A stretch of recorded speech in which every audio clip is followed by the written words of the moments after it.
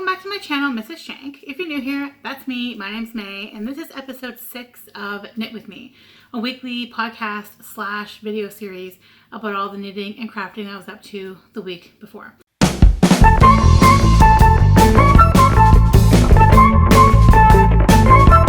So it's almost been 3 weeks since my last video like this, so I actually have a finished object, a ton of new stuff to show you, and something new on the needles, and my tea is just out of my reach over here. Okay, I'll just jump in with my finished pixel sweater. So this was a test knit from Knit here in Toronto. I loved this pattern. I feel like once you get into it, it's a pretty simple repeat. I used the Drops Air yarn. It's this alpaca wool blend, but it's crazy soft and light. And like the construction is so weird. Instead of this yarn being spun, it's blown through a tube together. Like it sounds nuts, but that's how it's made and that's why it's so light. I picked the ruby red color for my main and I picked the pink for my squares. I showed the yarn up close in the last video in this series. The sweater is knit top down. It's a raglan, so you start with a collar and then you're doing like the short row shaping at the same time as the increasing for the sleeves. So here I am wearing my freshly blocked sweater. I feel like as long as you place your markers right, it is not a big deal. It's actually my very first raglan, and I totally understand now why people love knitting them so much. And once like all the technical issues of it being a test knit were worked out, I flew through this.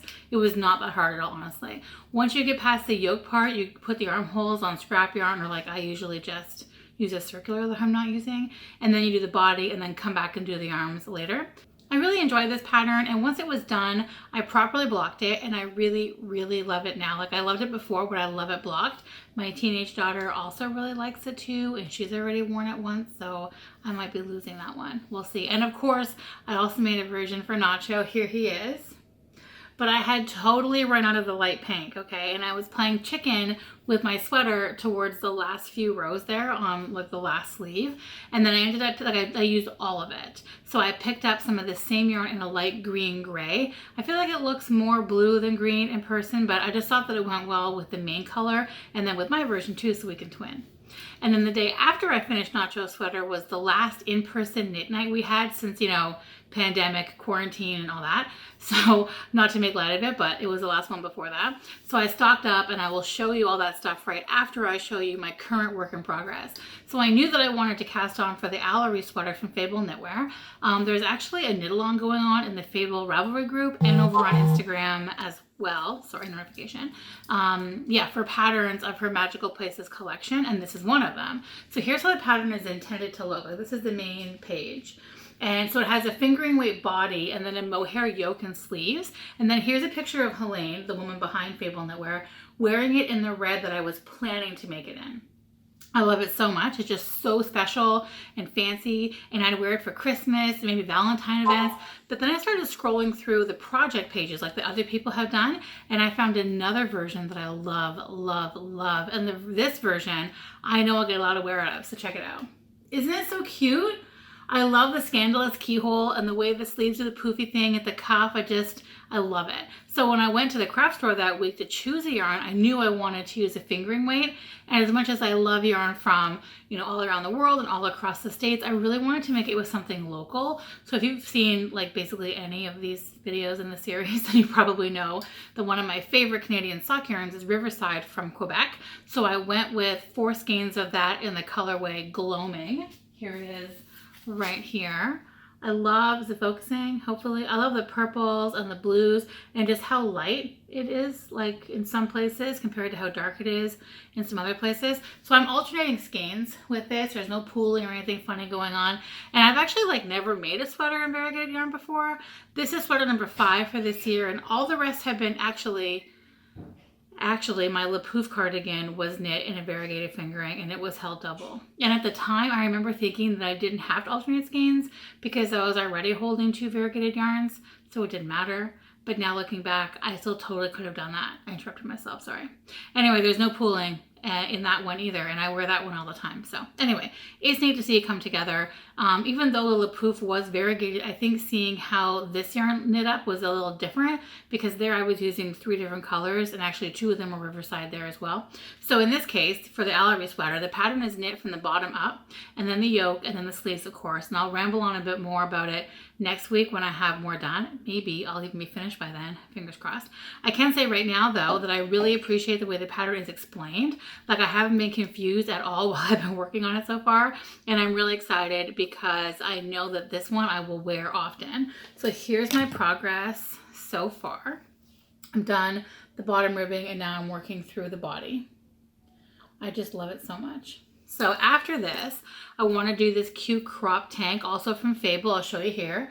It's called the Hedwig Tank. So I think it also counts in the knit along. Also, can you use a knit in more than like the same knit in more than one knit along? Because Cozy Up Knits is doing a cotton along, like knit or crochet along, as long as it's cotton. So I was thinking of doing that there as well, because I don't know, we'll see. So now I have a million things to show you, and I'm so excited about each and every one of them. So first off, I don't think I showed you the Lane book. So Lane magazine has put out 9 issues, I think, and then they made this sock book. It's a beautiful hardcover book with 52 patterns in it, so 52 sock patterns. It's called 52 Weeks of Socks, and the designers are from all over the world. So the styles of sock design are all totally different. It's really neat to see. So they're doing a knit along to get through the book in a year, and I kind of want to join. Like, I know I could totally do a pair of socks in a week, but not if I'm also like knitting sweaters and cross-stitching cute things too. So I mentioned that my last day in the craft store was our last in-person knit night. It was actually the Thursday before Trudeau basically told us all to just stay home. And it really seemed like it was coming, like people had started working from home in some companies. And actually a lot of our regulars didn't even come to knit night that week. So anyway, it seemed like it was like gonna happen. So I decided to be responsible and stock up on sock yarn. Just kidding. I did buy groceries too. But anyway, I did want to make sure that I got yarn for the sock book and for the Allery blouse that I'm working on now.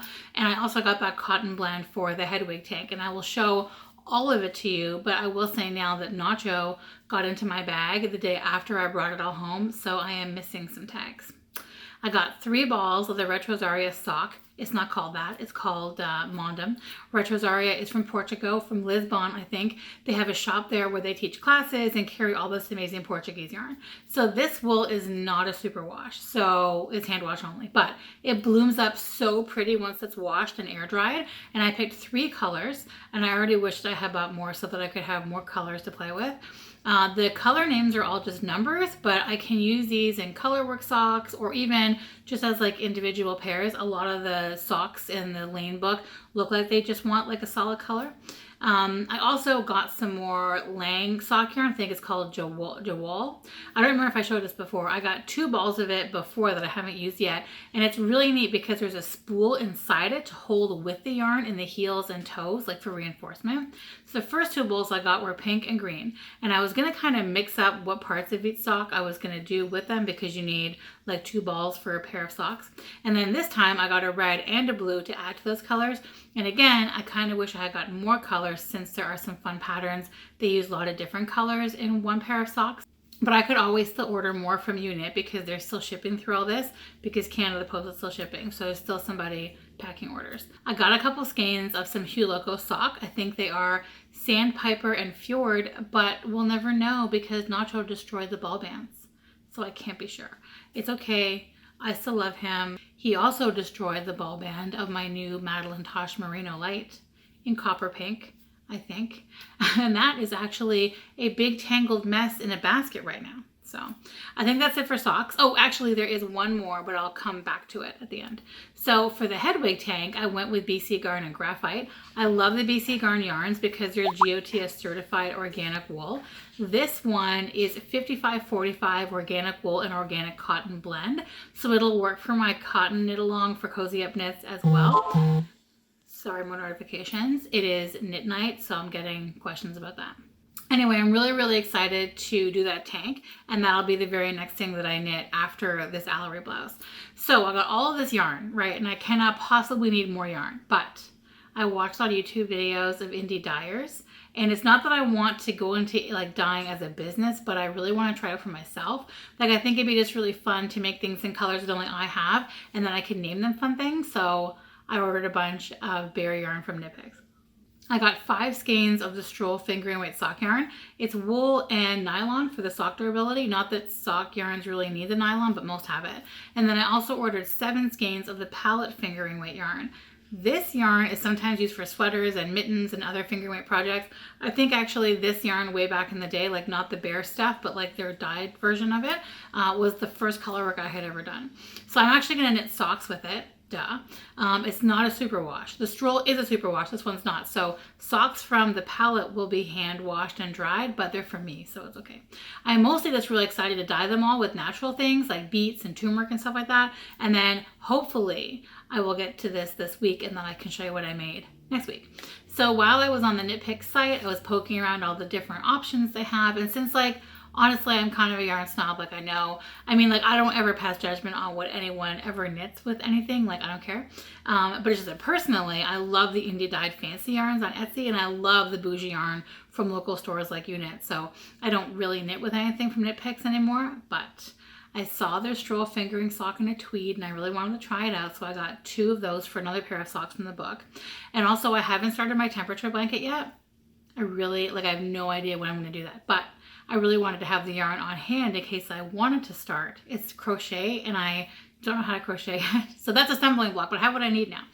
But anyway, I started researching like different yarns from Knit Picks to try, and then for this blanket. And then I was reading that their newest acrylic base called Brava is great for things that get washed a lot.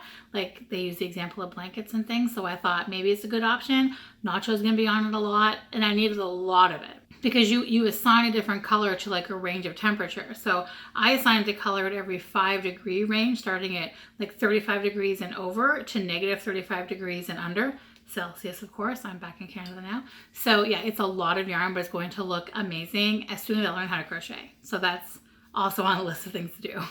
And then one more fun thing, this goes back to that sock yarn I mentioned that I'd mention later. So I needed a 3.5mm circular to do magic loop with socks. So I ordered one from Unit, and then I figured that since I was ordering something anyway, I may as well get something else too. So I got this Japanese Sashiko pincushion kit and a skein of Queen sock yarn. Like just look at it, it's amazing. So I want to say that I'm just gonna knit through the Lane sock book, but Unit came out with a really fun pattern like 2 weeks ago, and then an awesome one today. I'll link them both, so I want to make those too. And then there are those number 2 pencil socks that I linked before, I think, that I want to make those for 2 dear friends. They're teachers and just dealing with weird changes right now. So one's a teacher here in Ontario, so right now during this quarantine she's not working, and the other is my bestie in California whose school moved to teaching online. So now she's navigating that and having her kids home too. And there's that Instagram account I love called My Sweet Sabina that's all cute socks all the time, and there's just like never enough time to knit all the things. I'm sure you can relate. And actually one more thing, because I see it in front of me and I almost forgot to mention it to you. So I've mentioned the podcast/YouTube channel Cozy Up Knits in this series so many times before. They are 4 sisters from Alberta, Northern Alberta I think, that knit and just chat about their knits, and it's legit one of my favorites to watch. So their mother started her own Etsy shop called Jojo Bags by Jody, I think, and she's listed some really nice project bags and custom made fabric for Cozy Up Knits. I literally added a big project bag and a matching scrunchie to my cart as soon as I heard about it, and now they're here. So the bag is really nice and big. I'm not sure what I was expecting, but it's so awesome. So I've got my Allery blouse in here with the rest of the yarn for the pattern. Like there's tons and tons of room in here. So it's great for bigger projects. And the scrunchie, I just could not resist. I was actually wearing it in like my quarantine vlog last week because you know I love my scrunchies. Anyway, I will link the shop in the description so you can have a peek at that stuff if you want. Also, I have a fail to report before I end this. I have mentioned Satsuma Street on this channel lots of times. She's Craftnik on Instagram, and she makes the most amazing cross-stitch patterns. So just yesterday, she came out with this super cute chart. Let's stay home. Here it is. It's so perfect for right now. It'd be a great way to commemorate the whole situation and just trying to make the best of it. And I thought like, oh, I should stitch that next. And then I remember that I joined her mystery stitch along weeks ago, like 3 weeks ago. And there are already 2 sections that have been released, and I have not done them yet. And I have a Toronto chart on my Make 9 for this year. So there's a Toronto chart to refresh your memory because it's so good. So like I have a love of cross stitch, but it's like I just can't set my knitting down long enough to do it. So there's stuff on the stove happening, so I should probably go. But yeah, I think that's it for this week. I did order a little from Shirley Bryan a few days ago. A lot of indie dyers had made a lot of stock to sell at Knit City Montreal, and then that was postponed. So they're having trunk shows online, and everything is so beautiful I can hardly stand it. So I will show you what I got from Shirley Bryan next week. And I will link everything I can think of in the description. And like always, you know, feel free to ask me in the comments about anything I mentioned I didn't cover. I post crafty updates on my Instagram a lot, especially the real-time updates in my stories. So if you're interested in that, if you're not already following me, I am Mrs. May Shank over there. So as always, guys, thank you so much for watching. If you like this video, give it a thumbs up to show some support. And if you're new here and you like videos like this and casual vlogs about food and life, subscribe to my channel for new videos and hit the bell so you don't miss any. Thanks, guys. Bye.